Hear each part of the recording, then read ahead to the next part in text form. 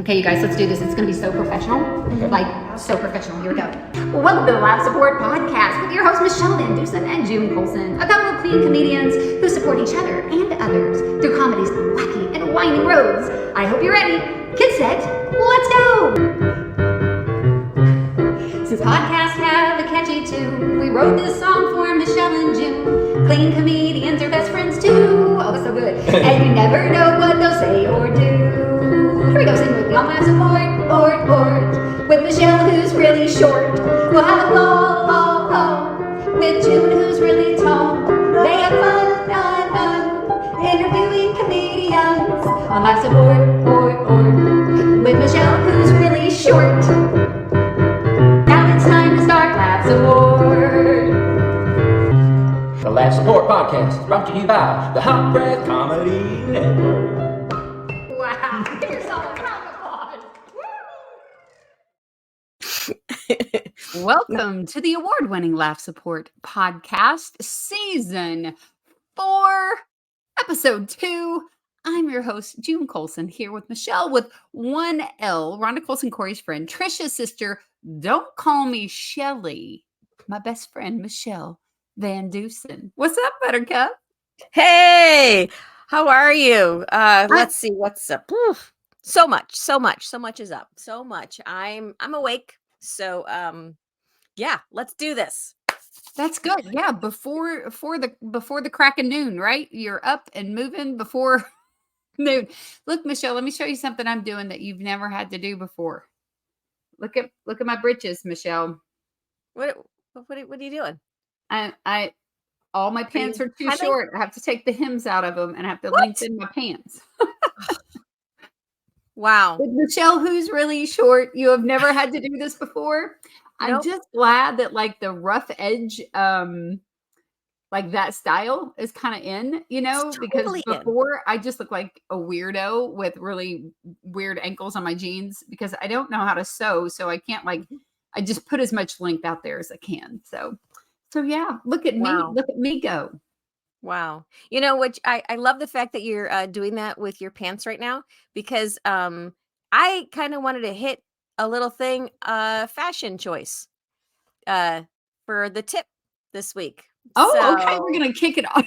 We're gonna kick it off with the tip. Sweet. Okay, yeah. For those of you who missed our first episode of season 4, listen, let me tell you, we started off with a bang last episode, right, Michele? Like, have you recovered yet? No, my stomach hurts from laughing, and so I'm gonna just leave it at that.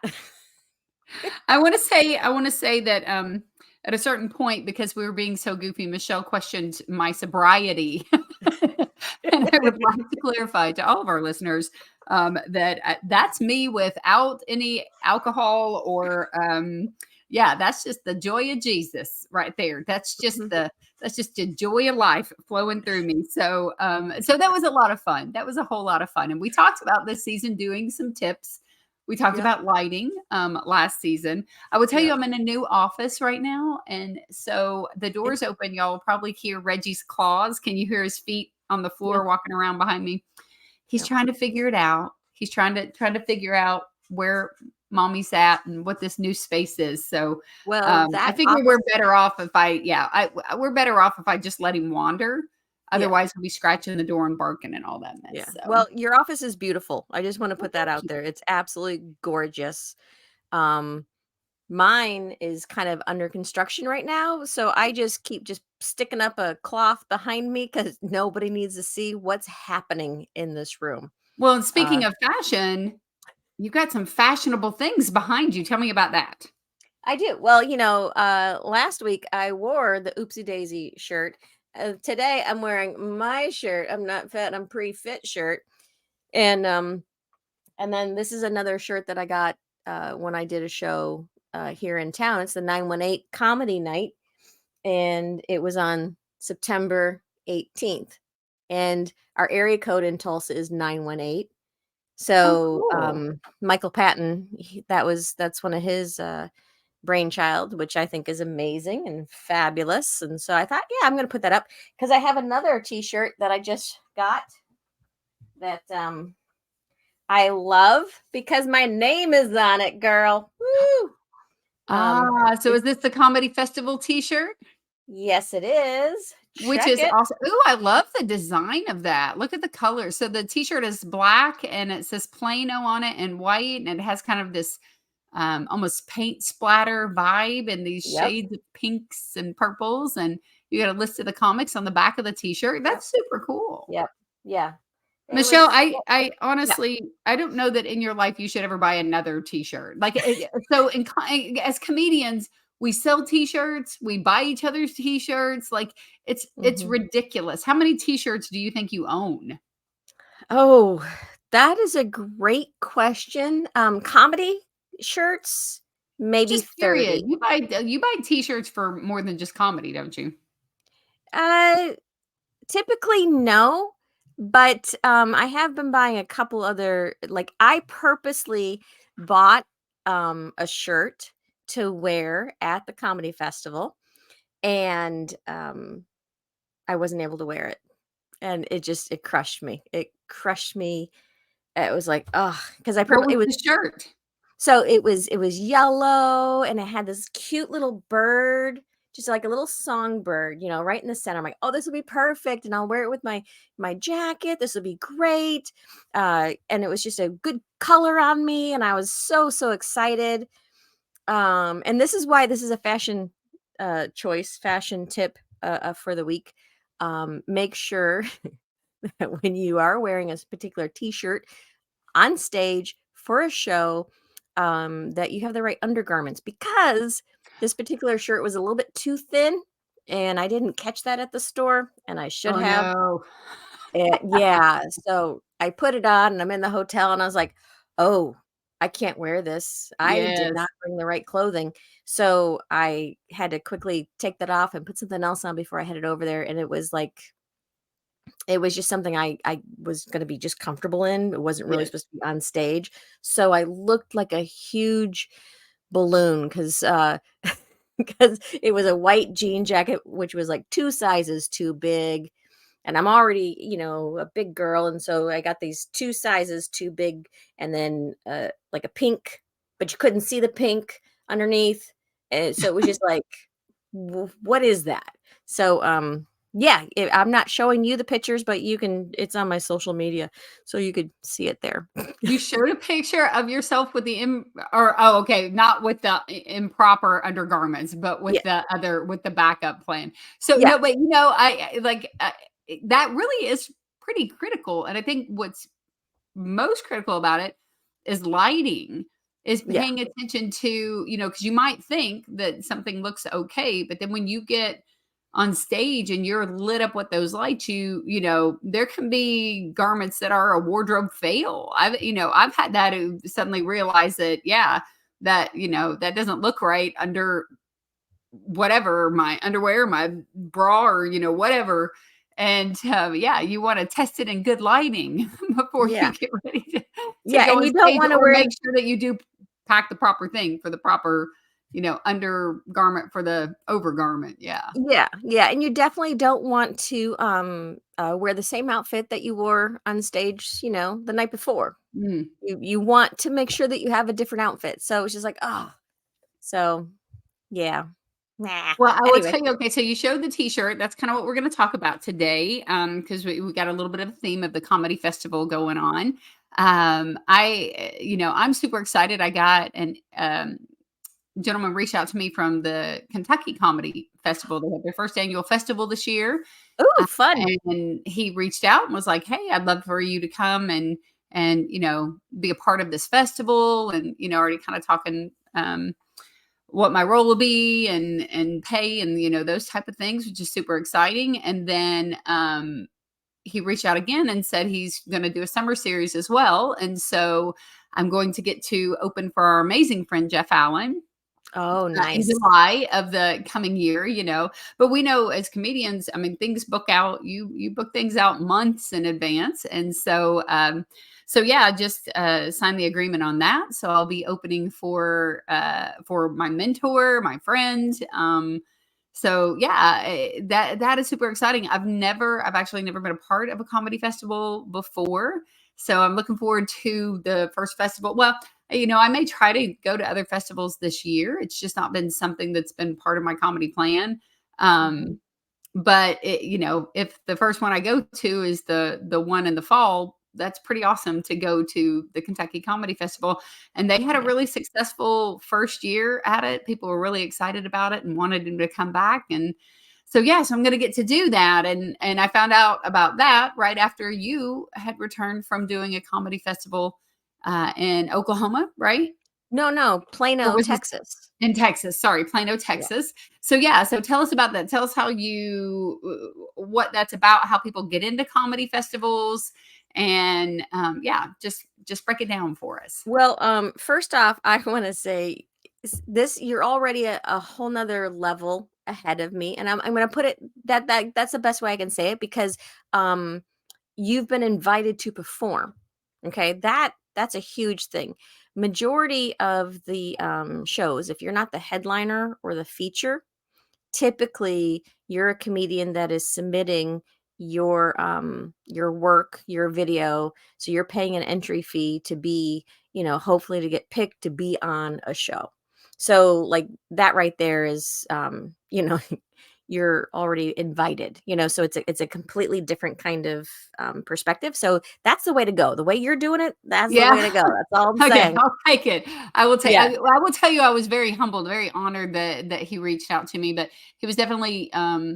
I think some people recommended me, and then he was looking for more of a Kentucky base as well, Yeah. incorporating more Kentucky comics in there. And it's a clean comedy festival, as far as Oh I wow. know. So I kind of fit the Yeah. bill. I'm a clean comedian from Kentucky, and that's the vibe that he's got going on. Yeah. So. I'm so close to that. I mean, I married Kentucky, so, That's right, that's right, just that's right. saying, you could put me out there. No, we'll be on the same show.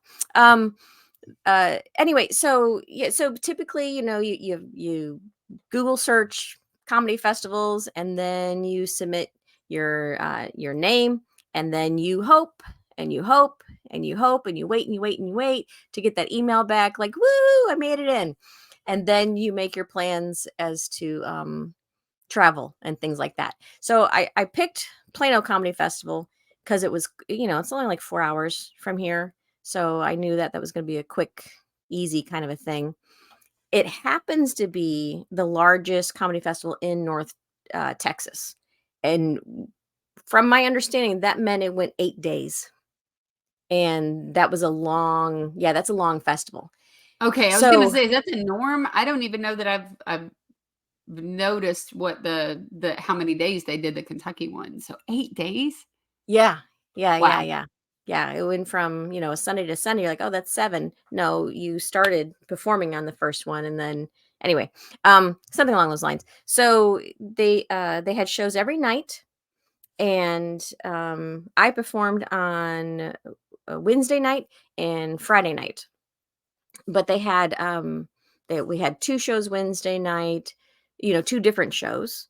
So people that are just wanting to go to hear comedy, that you can buy a comedy festival, like a pass, and then that'll get you into the different shows. Nice. Um, or as a performer, you get a pass and then you can go watch all the shows, which is really cool. And I wasn't sure what else was going to be happening um, at this particular festival. And then I found out that on Saturday they were having like headshots for the comedians, which was like, that's a huge deal. Did you do Uh, that? Did you do the headshots? I did. I stayed another night because I was gonna travel home Friday right after my show, so I could be maybe maybe 5 minutes to see my grandbaby's first birthday, right? Mhm. Did I miss the birthday? Yes. Yes, I did. I missed the party, but you know what? It's okay because it's not, you don't have to celebrate a date. You celebrate the person, and Yeah. she's one. So she Yeah, I wasn't gonna feel like know. that's not gonna be something when she's, like, 25 that she's speaking to her therapist about. It's like, Right? My "My mom grandmother didn't never come to my showed first birth." Yeah. I It's feel her like fault. I mean, maybe your son might feel that way. She missed my child's Yeah. first birthday. That might be his therapy appointment, but the baby, she's gonna be fine. Well, yeah, yeah. Anyway, so it was one of those kind of things. so I thought, well, I was going to rush home kind of a deal. And I was like, okay, my show's at 5. It takes 4 hours. I won't get there. I'm like, no. So anyway, so I stayed another night. They had headshots. They also had a workshop. And the workshop was open to the public. Anybody could come, but you had to purchase a ticket to go. But it was included for our comedian, a performer package. So I went to this workshop and I loved it. And that to me is one of the most important things as a comedian, especially if you're starting out. And I'm not saying I just started out, but for me, it was revisiting things Mhm. that I learned early on that I'm like, oh yeah, I should hone that up. I should sharpen that skill, things like that. So it was a really, really good uh, workshop. And then the same thing when I know we talked about this in season 3 when I did the Blue Whale Comedy Festival. Mhm. They had a workshop for that, and I went to that one as well, and that also was really, really good. And So that one, what was the subject of this workshop? What were they covering in there, or was it a variety of things? it was kind of a variety, but it was about writing. It was really about, Mm. sharpening your set and writing and punching it up and just things like that. So um it was very good. And I think it was Dean Lewis, but you know what? My brain is Yeah. not remembering. I should have wrote it Well, I down. think even so, like, obviously, it's, for new comics, that's a huge deal to be able to go to a workshop and learn things. But I also think as a veteran comedian, um, it's wise to continue to learn. It's why, or if you're sitting in there and you may have something to offer somebody who asked a question during the workshop that, afterwards you can go, hey, I agree with whatever they said to your answer, but Mhm. also, I mean, you may be able to maybe pour into some comedians. So I think we should always be learning, and you may hear a technique or have been doing some. Sometimes have you ever like discovered something in life that you're like, my whole life I didn't know that. Like I never knew Mhm. that. Just because you weren't paying attention, right? It's something you've done. So my dishwasher at my old house, it had these little flaps on, the silverware basket, and Like like a it's just these closure? little lids that close on the Oh, top of it, and in my brain, it was always like, "What is the point in that lid?" Like, maybe it's like if, you have babies and you're putting, like, parts of their baby bottle parts in there, something that keeps it from bouncing out yeah. during the wash or something. Like, my brain had just decided what that was for. And Mhm. then one day I was, taking my silverware and I was trying to arrange it where the spoons wouldn't stick together in the wash so that they would wash clean, and then I realized, oh, those little lids actually have slots in them, and you can slide your silverware into it, and it keeps the spoons separated, it keeps everything separated from each other so it washes better. But I've been using a dishwasher for 20 years. Never knew that, right? Like, I would think if someone said, "June, how well educated are you on using your dishwasher?" I'd be like, "I think I know what I'm doing." But Soap, turn it on. I feel like even in that, like in comedy, if you're a veteran, you've been doing something forever, there may be somebody new or another veteran teaching that class that you're like, dude, I've been doing comedy for 30 years, and I never thought about that. And talking about Jeff Allen, Yeah. I've got to spend years, once a month at his home writing, Yeah. and Jeff's been doing comedy for 30 years, and he was still gleaning off of the younger comics, the less experienced comics. He was writing with us. We were adding tags to some of his stuff. He was adding tags to ours. Like, we can learn from each other. So I'm glad you didn't go, well, I've been doing comedy for more than however many years. I don't need this workshop. Yeah, so it was Dean Lewis, and he was on like Last Comic Standing, and he's been I think on Ellen or other talk shows and things like Yeah. that. And I think so like to me, it was really, really important to hear what he had to say. And the the problem though, it was scheduled the same time the headshots were scheduled. Ah, And so yeah. that was like, "Ooh, do you miss the beginning or do you miss the end? How do you pop in? How do you pop out?" So Yeah. I was fortunate enough. I was able to do headshots and then jump in when they were still kind of just starting the workshop. So And we talked about fashion. What did you wear? What did you wear in your headshot? that skanky shirt I was no Sweet. I can't wait. no I had a pink jacket, and I don't remember what I had as a shirt. It could have been pink, or it could have been black. I don't We remember. like pink. We like pink. You got the pink Yeah. oopsie behind you. I'm wearing pink today. You got your t-shirt has the bright pink on it.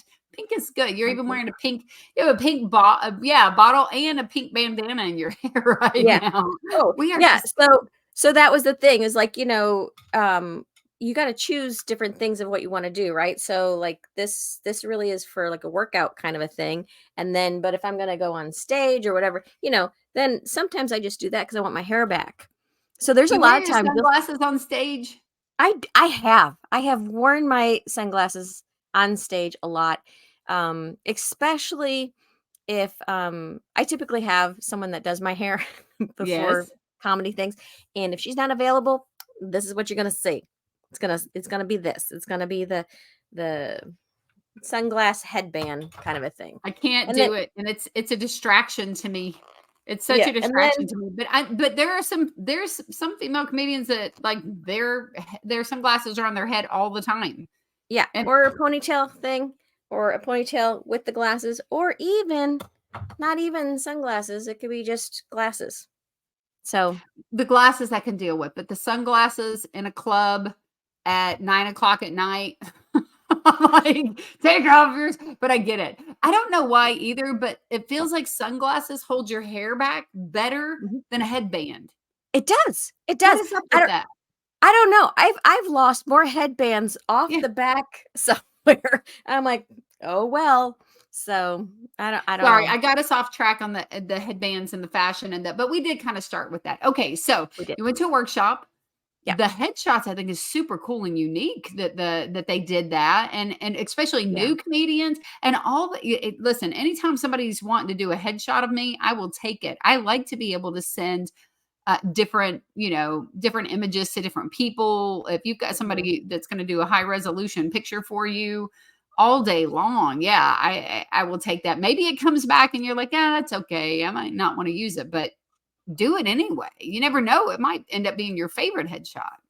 I'm hoping so. I really am hoping so. I realize if I'm looking this way at my other computer screen to pull something up, it looks like I'm not looking at you, because I'm not. Um, so I should probably, if I don't know, I gotta move my It's fine. computer We'll screen work over those here. logistics out later. I know. Well, We can only have one person on this podcast that gets squirreled, Michelle. Like, that's not your job. Your Well, because job is to stay I focused. wanted to pull up the photographer's name. His name is Arnie Diaz, and so he's got because I've seen some of the pictures, Yeah. and so he's working like right now. He just released to all the performers day 2, and so I wasn't on stage until day 3, and Oh, yeah. then uh and day 5, I think. So it's gonna take a minute Yeah. before So I you get to even get see. some action shots out of it. That's a huge blessing. Yeah, yeah. So he took all the shots of as many of the shows some of the shows he wasn't able to make, but he tried to make sure that he got all the comedians at least one time Mhm. action wise, and then they had one of those backdrops, with the logo Festival of the logo. festival. Yeah, so he did shots of that, and then the headshots. So it's gonna be a minute, and I gotta wait for it, but that's okay. And here's the thing, you just need to, tip him. Like, Oh, nice. that's a Okay. huge, huge blessing for especially comedians just starting out, and you spent money to go and things like that. So, yeah. Anyway, it Well, was a and lot it's of it's a fun. lot of exposure for him. I get it. Exposure photographer. Um, that's your punny joke of the day. But we also know that, like, exposure doesn't pay your electric bill, but Right. you gotta hope that, like, people will be kind and, some people will be able to pay more than other people. But Yep. that's a cool deal. And then also, as far as the action shot on stage, in the digital age that we're in, because there's so much access to different apps and design sites and those things, um, comedy flyers, posters aren't what they used to be, where it's just headshot, people are really Mhm. creative with their posters. I've had people that like reached out and they want a headshot. And then I have other people who've reached out and said, do you have a good picture of you on stage, a clear picture of you on stage? And they, pull the image off of that and cut and, Mhm. whatever, Photoshop it into a particular poster. And so having an action shot that's really good is that's important too. And I Yeah. say when you have friends with you, make sure that your friends, if it's okay in the club or wherever you're at, make sure that they're taking pictures of you. I was just with Leslie Robb. Obviously, that was our first episode. She was doing a private event. She was in a conference center, and I just bounced around the back of the room. I did some quick video clips of her with people Nice. dancing and having a great time. I did some photographs. The lady who booked her did the same thing, and that's now content that she's using on her platform about Yeah. her being able to do these conferences as well, Mhm. So when you have somebody with you, if you don't have a professional photographer, but you have a friend with you, have those friends take pictures. Make sure they take pictures and video clips if at all possible, so that you have that for Okay, so your website and that's social media and those type of things. yeah, that's our second tip is, find a friend. Yeah, I Find a mean, friend that with steady hands. yes, or if you don't have any friends, if there's like a random human in the back who seems sad and lonely, well then make a friend. And it's a That's win-win for both of you. Now this person has a job and they feel special and they're not alone anymore because they're with the Yep. comedian. So, Yep, they had purpose. They had purpose. mhm. So what would you suggest to people like or let's talk about positives and negatives. What do you think are the positive and negatives of going to a comedy festival?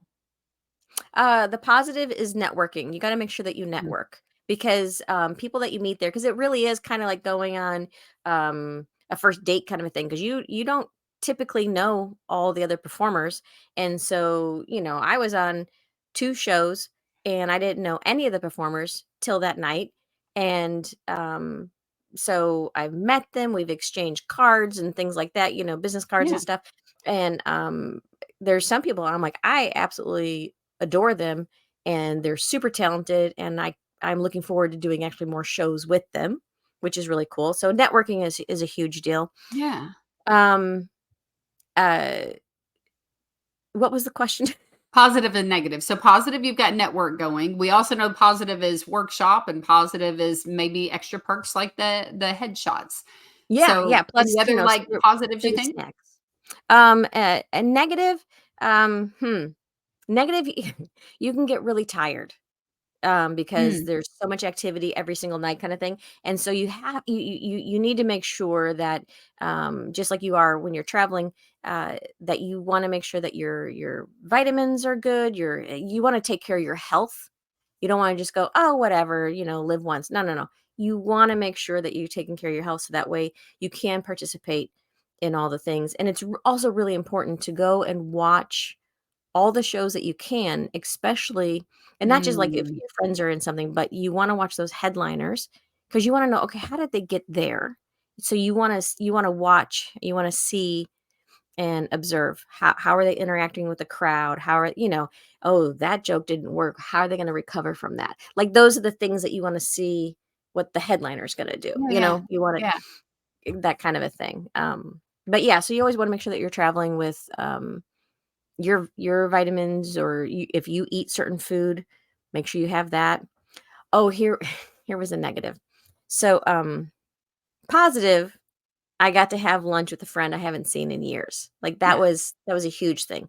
Negative was, I brought cash with me, and the place that we went to only took cards. Uh, That was like, "What? that drives me crazy. Seriously?" In Yeah, yeah. Texas? Come on, Texas. I Come know. on. I was like, "Are you kidding me?" So, that really threw me for a loop. So always have a card on you that has some money that you can use. Like Yeah, that is I'm a cash person too. I prefer to, yeah. yeah. Yeah. But And then they're I like, also think though, I mean, if you are set up in a way that you're writing off things on your taxes, you need to keep the receipts from everything that you're doing while you're there, the food, your travel, your gas, all of those mhm, things, depending on what you can write off. Obviously, consult your yeah. accountant Well, that's why I on get that, paper but it's easier for receipts. me to keep up with a credit card, like, to go Mm, back through and, like, if I have the receipts, now it's a two-way thing where I have a receipt for it, or if it's in my credit card register, then I go, "Oh, where's the receipt for that?" So, it's kind of yeah. a, checks and balances that I've used the credit card, and it also gives me I can print out a report from that, and I have a better idea of, like, how much I've spent on my Yeah. travel and my food, those type of things when I'm gone. But yeah, the reality is there's a lot of places that Yep. are card only now, and Yeah. that's annoying. That's It super. was super annoying because I keep a paper ledger of what I'm doing, and the one card that I do use, that's strictly for the hotel and gas. It's not meant for food, it's not meant for anything else, it's just for those two items. And so I was like, what? So Yeah. it really did throw me for a loop. But oh, and then here's the thing though. And then on there is like, and a tip. I'm like, sorry, no. Your tip will be cash, not on my Yes. card. I'm not paying Yes. extra. No, I'm not doing that. So anyway, I was like, mm. Well, so let me ask you this. So you submitted, Yeah. you were chosen to be on the show. So generally then do you still have to pay a fee to come to the festival, or at that point you're on a show so you're not having to pay to be on the festival? I Right. mean, obviously you're So paying for your travel, your hotel, your food, those type of things, but yeah, so no, at that point, then you get a lanyard with the festival is performer on it, and that is your entry ticket to go to all the other shows. So I did not have to pay extra for any of that, and that's what I just found as a blessing, was the workshop was included. I was like, oh, awesome, like, yeah. so that was a good thing. And then, oh, they also had, but I had to, I returned home. If I would have stayed until the Sunday, they had a like the best of the fest kind of a thing, and they had it was a breakfast, so it was like a brunch. So they were doing comedy and they had brunch food, and that also was included for the performers. So I was Oh, like, ah, wow. missed out on a fancy Okay, so breakfast. I definitely want to, I feel like if I, submit for a festival, I wanna do that one next year. I think the negative for me would be the time frame, though, is that if it's 8 days, that's a long time, that's a lot of hotel costs, that's a lot of, Yeah. yeah, that's a Yeah. lot. But Well, I and think a tip would be travel with a friend, right? Like, if you're doing that, then, submit with another person, another mhm, comedian, so you can cut yeah. those, at least the hotel and accommodations in half, or find a Airbnb and, and stay with multiple comedian friends if you can. I mean, there's wise ways, that Yeah. Well, you can cut down it on that. wasn't until after I was like, "Oh, I could have stayed with my friend that I had lunch with." Like, it was Yeah. like, that could have been an option, and that'll be my option for next year. But at the same time, the hotel was amazing, so I actually quite enjoyed, um, Yeah, staying. I like having my space. So, Yeah. as far as going and staying with a friend, I'm good for about 2 nights with somebody, and then after that, I'm about to, like, you know, be like Kool-Aid Man and just run through a wall, and it has nothing to do with the people I stay with, it just has to do with me, and, like, I get, because of that, like, people-pleasing spirit about me, I just feel like I'm, like, just Mhm. trying to be careful and not be in the way and all that stuff. And at a hotel, I sling my crap everywhere. I'm a hot mess whenever I travel. I have to see everything in front of me. When I get ready to put my makeup on, I can't just pull out, this and pull out the mascara. I sling everything out. I do the same thing with my clothes. I get the two beds so that I can dump all my whole suitcase out so I can see all of it in front of me. It's a weird thing. So people don't want that in their house. and I can't live like that. So And it's also, "Oh, we have cats," or "We have dogs," or, yes, it's yes, like, mm, I'm okay with some dogs, not all dogs, some dogs, but cats, I can't do it, 'cause too much. they get up everywhere in your place, and, they'll sleep right here. It's like, "Nah, Yes. Well, I can't do it." we're hitting the 35-minute mark, so Oh, I want to close out with, cats, animals. There's two things that people say that they never want to work with, like in Hollywood, right? Animals and what, Michelle? children. Children. Children. Michelle, I hear that you recently hosted a show where there was a comedian that wasn't on the list, on the lineup, and this pint-sized person just stole the show. What happened there? Oh, she did. It was advertised as a family-friendly show, Mhm. um, which it was, so Yes. that's good. But sometimes having it as a family-friendly show, that means children will show up. And if kids are gonna show up, you gotta know how to either just not, don't let that be your focus of attention and just do your thing and keep going forward, or address and include and Yes. all of those things.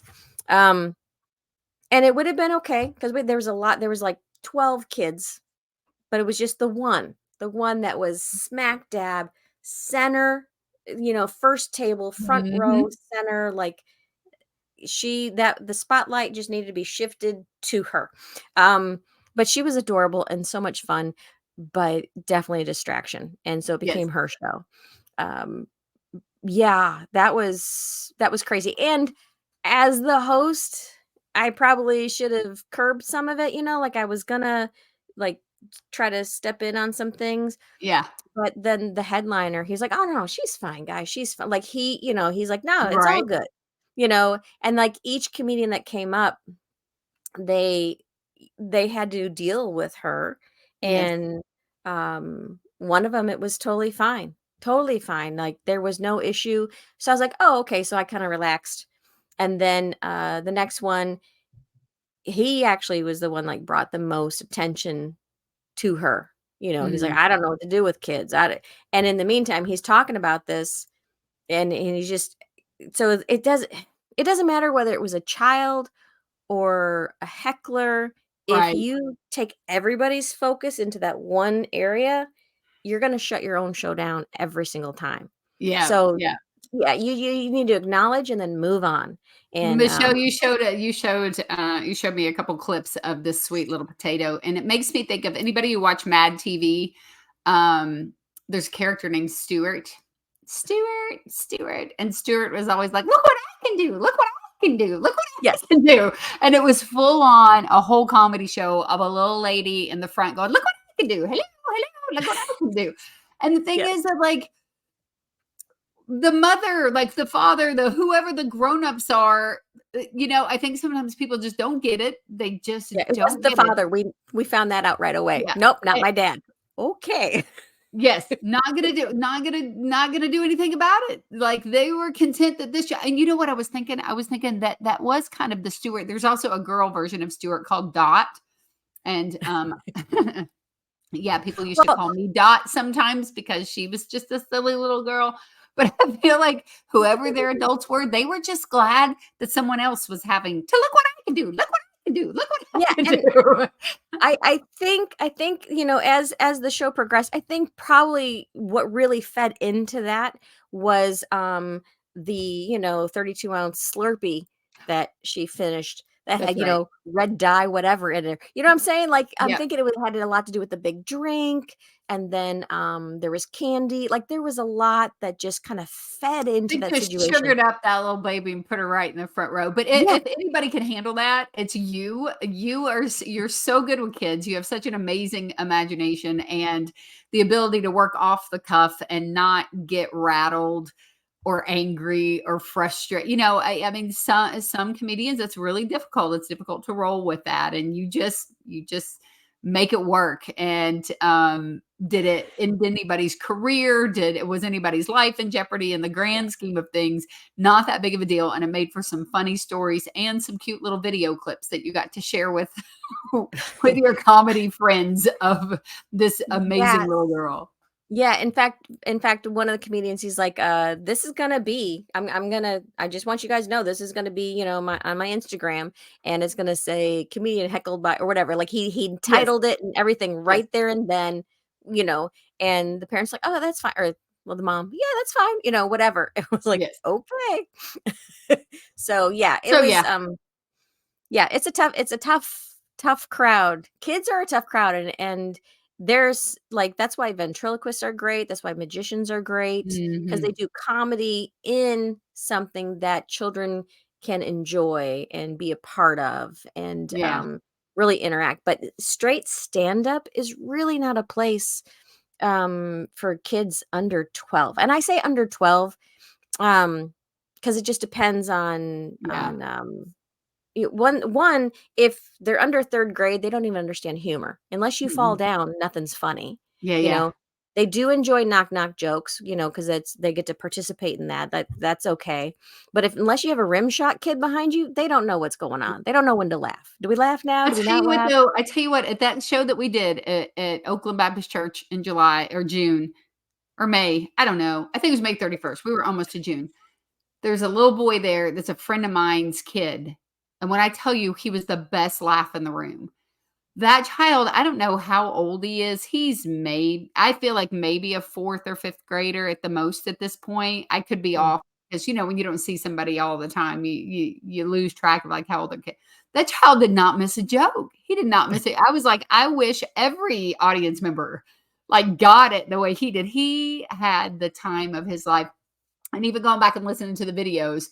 So I think, a lot of times when I do a show, I'll recommend if it's a clean comedy show and it's a church show, I will recommend that it's Mhm. 13 and up is what I Yeah. usually say. And I'll always have somebody go, well, like is it okay if I bring my 10-year-old? And Yeah. the maturity level can vary with kids. I mean, I knew some 10-year-olds in the 6th grade that I worked with at the elementary school that were more mature and wiser than a lot of adults I had been around.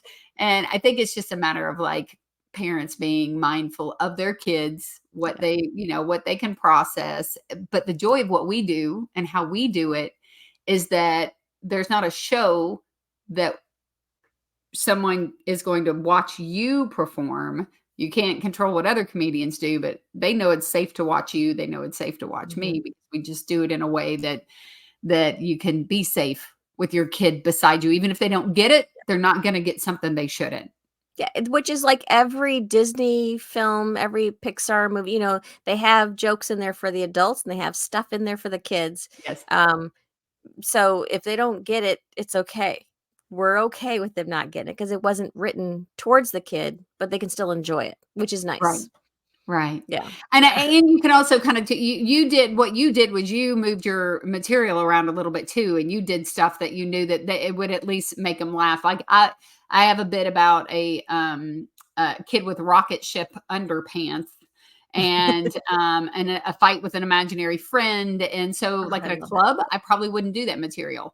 But if I have a family friendly show with a lot of kids in the audience, that'll be the bit they love. So I do Yeah. that for them. Yeah, So and I always try to pull, I always I always prep and bring with me now 8 or 9 kid jokes on 3 by 5 cards. I have them, I'll write them out and I'll have them ready in case there's gonna be kids there. They'll be like, "All right, this one's for the kids," and then I'll read that joke and you just give them that opportunity to go, "Oh, they noticed us," kind of a yeah, thing. yeah. So, That's yeah. cool. Well, listen, we are into episode 2 of season 4. It's so exciting to get to be back in action with you, Michelle. Our first episode was a little wacky, a little wild, a little off the cuff, and I love that. This we were a little more on point on in the content. But hey, this season, y'all, we're gonna have some amazing guests. There are Yes. going to be some people that are coming our way that is going to blow your mind. So make sure that you are hanging on with us. Follow us on all of our social media platforms. You can find us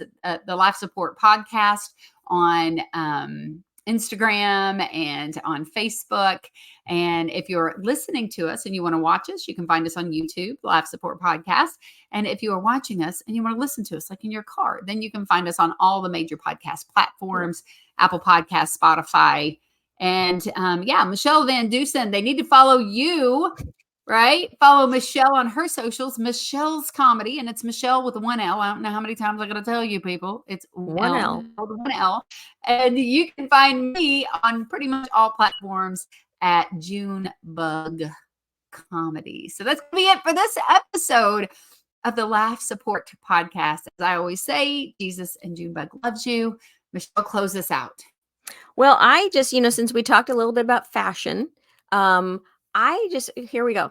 What happens? No, listen, if you stop. arrive fashionably late in Crocs? Stop, Michele, they couldn't hear anything you said. What happens if you arrive fashionably late in Crocs?